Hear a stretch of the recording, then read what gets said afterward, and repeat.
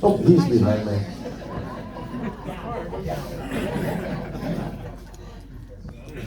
Good afternoon. It's gratifying, not unexpected, to see so many out today to say goodbye to Werner.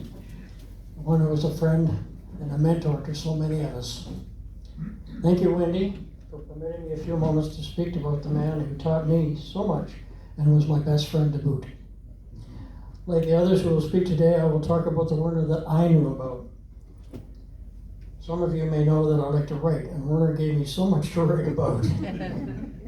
His name came up in at least 6 chapters of my book, with stories about flying here in the Pacific Northwest and as far east as Oshkosh. Most he liked, but there were occasions when he would flip me the bird. Butcher, baker, candlestick maker. 1 out of 3 is not bad. Werner was many other things.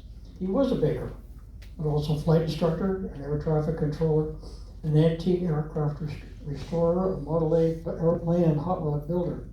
A man of many talents, and one who was willing to share his knowledge, talent, and time with anyone who would show an interest. Born in Bavaria in southern Germany in June of 1943, he moved to Canada with his parents in the early 1950s, eventually arriving in Michigan, where his father started a bakery. It all ended November the 12th, 2023, when at 9:45 p.m. he surrendered to the cancers after so many years of fighting.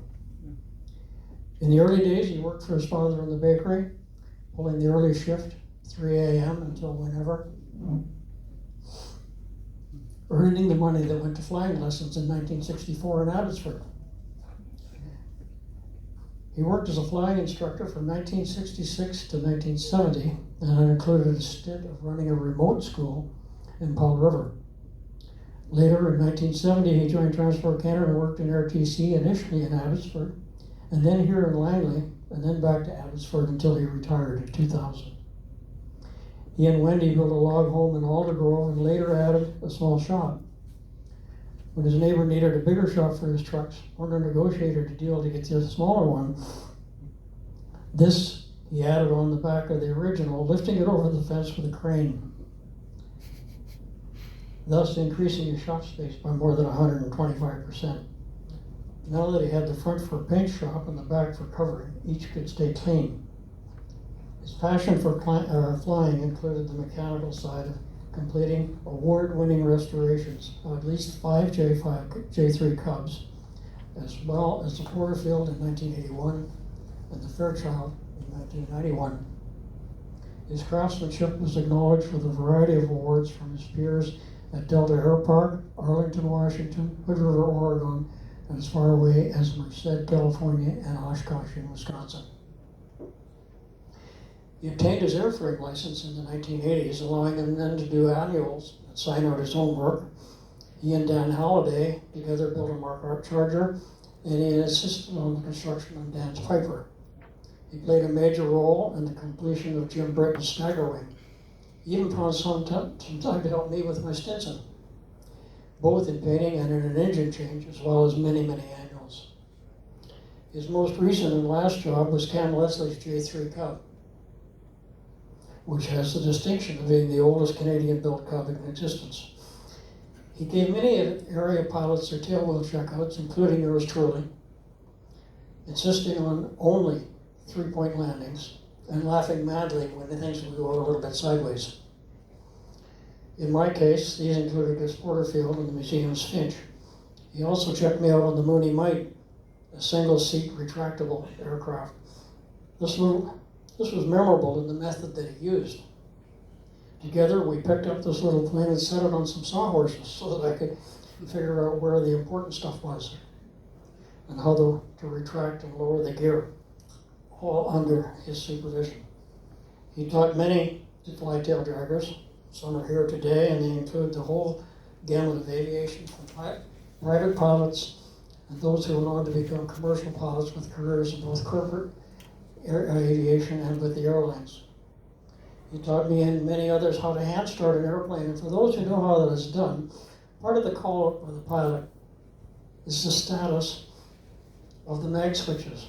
Most of us will call out switches off and the person propping will pull it through a few times. Werner used a different terminology, and I quote, switches say off.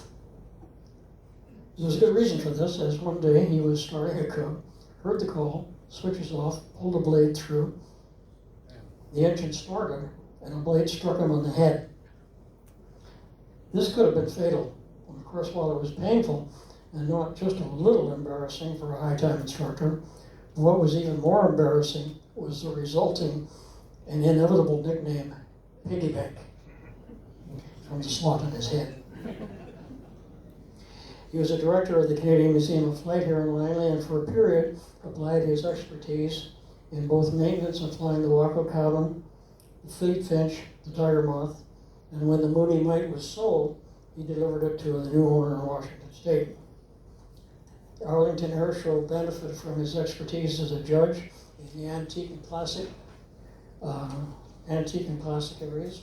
His skills were acknowledged by many all over the Pacific Northwest.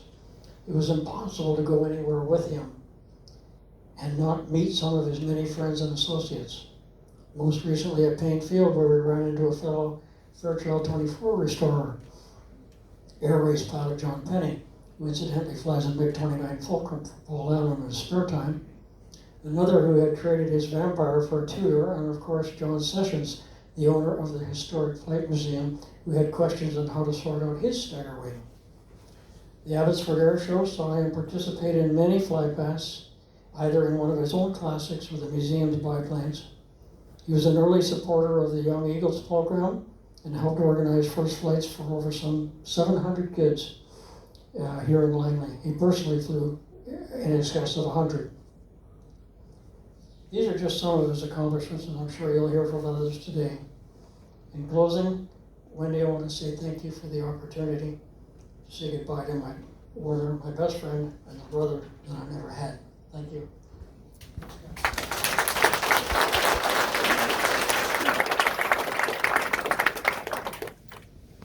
Thanks very much, Mike. Speaking of mics, Michael Griesbeck, Werner's number 2 son, he's going to come up here and say a few words in regards to his dad.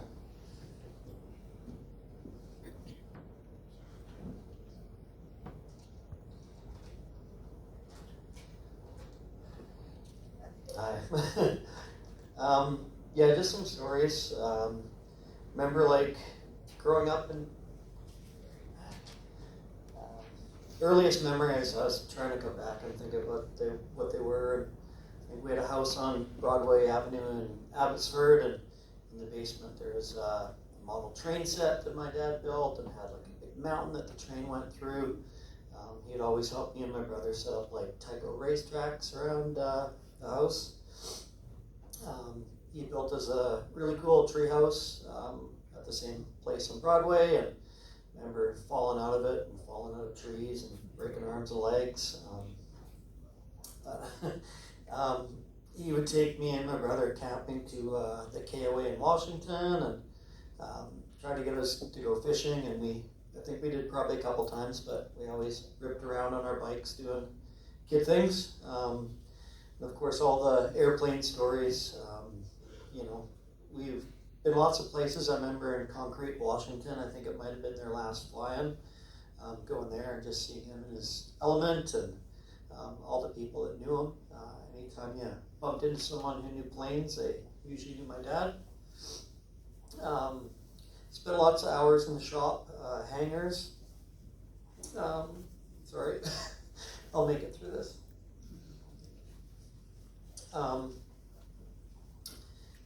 Thanks. I just wanted to speed this up here. When he first got sick, it was like 8 years ago. I tried to make a point to see him as much as possible. And we got a gift because he was so stubborn and kept fighting. So we got many more years than I thought we'd have. And just wanted to say how amazing Wendy was. It's just the amount of patience and how kind she was, especially towards the end. So, thanks.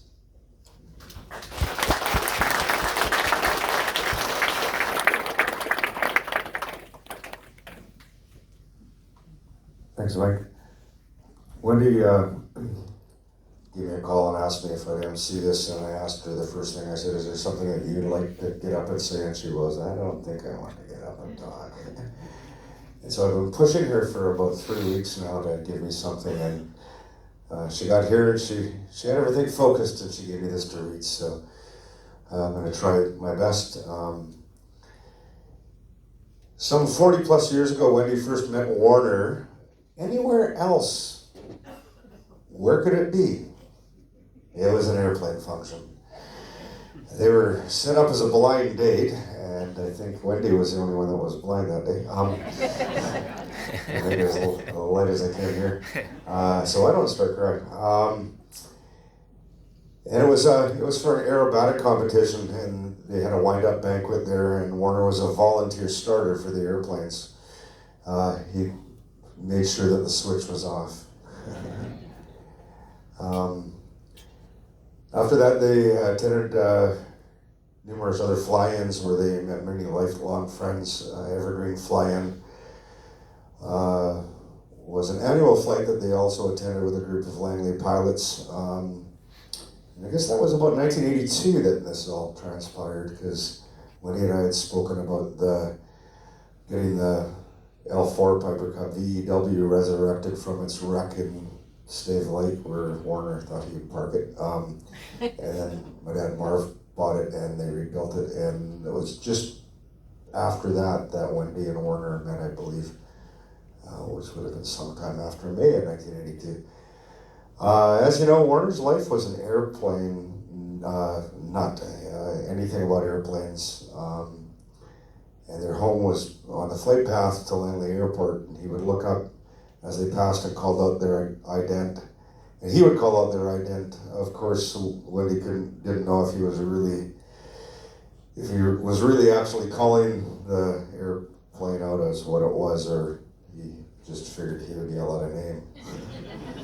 But he actually used to state that he could tell what airplane it was by the sound of the engine.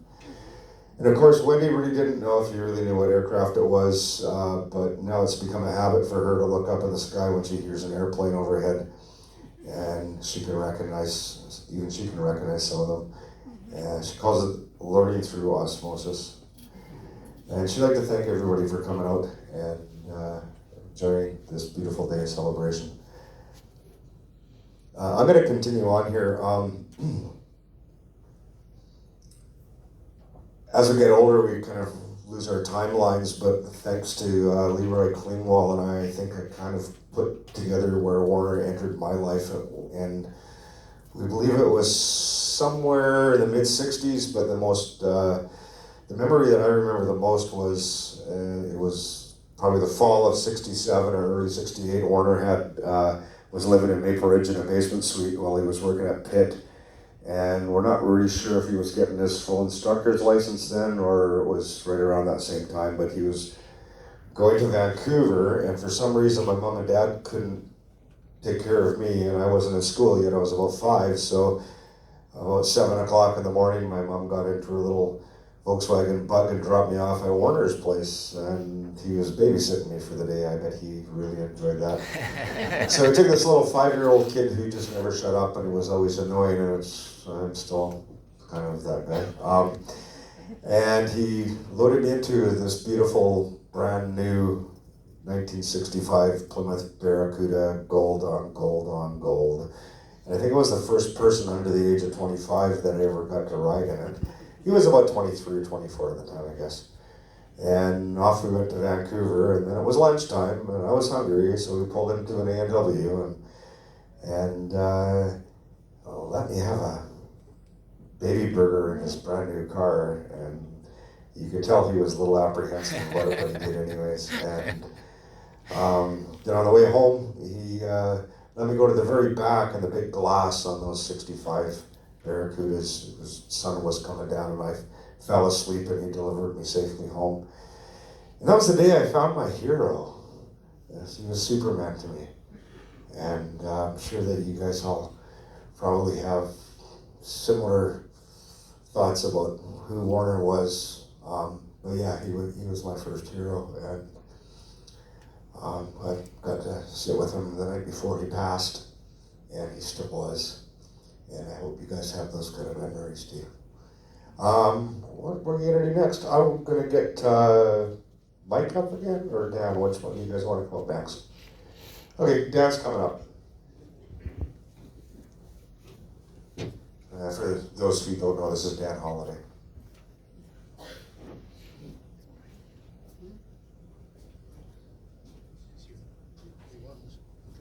Good afternoon, everybody.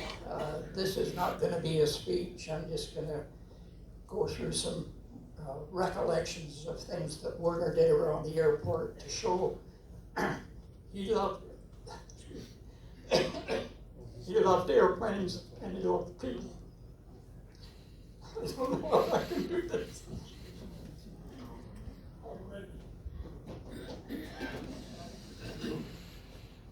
I met Werner one day.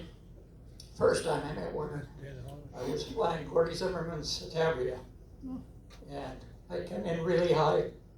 Werner was controlling, and he cleared me to land, and Satavia's got no flaps, so I had to sidestep it in, and I knew Werner was watching, and I didn't know him, but I knew him from the tower, and I knew what people said about him. So I got it in. I got an attaboy from Werner. He said, "Where are you going?" "I'm going to the coffee shop." And at this time there was one over on the side of the museum, just a little hole in the wall coffee shop. He walked in about 20 minutes later and walked over and introduced himself. And that started a 45-year relationship. Anyway, to get on with it, the museum. We all look at the museum over there. Well, it was nothing but a dirty old hangar back in the day in the 80s. And the museum was in Delta. They decided to move to Langley, and they moved in, and the dirty old hangar had a paved floor, and I mean asphalt. And you know what asphalt does over time. So it wasn't good for anything. And Werner had a relationship with Jerry St. Germain, who at that time was a senator. And we got Jerry involved, said, "We need to raise some money to fix up the museum." So by the time we got finished, Jerry had figured out how he could manipulate his way through the federal government, and we had $100 grand. So we paved the inside of it, or didn't pave, we put concrete floor in the hangar. We paved the backyard, which was just a mud hole when we started out, built a fence around it, and that's what you get today. And then we were, all of us were quite involved with the museum. We used to fly all the museum airplanes. They don't do that anymore, but we used to take 4 or 5 biplanes out every weekend. If there was a fly-in within 100 miles of Vancouver, we'd go as a group, take all the planes out, and go fly in. Werner was always the leader. He had to be the leader. We never did tell him that we always put the worst pilot out in front. Keep an eye on him. He'd do anything for anybody, and I would venture to say that there isn't a pilot in this room that lives in the Langley Airport that hasn't borrowed a tool, got a part, got advice. He was always there to help everybody. Okay, I think that's all I really got to say. But that all I want to get across was you didn't even have to know Werner to get help from Werner. Thank you.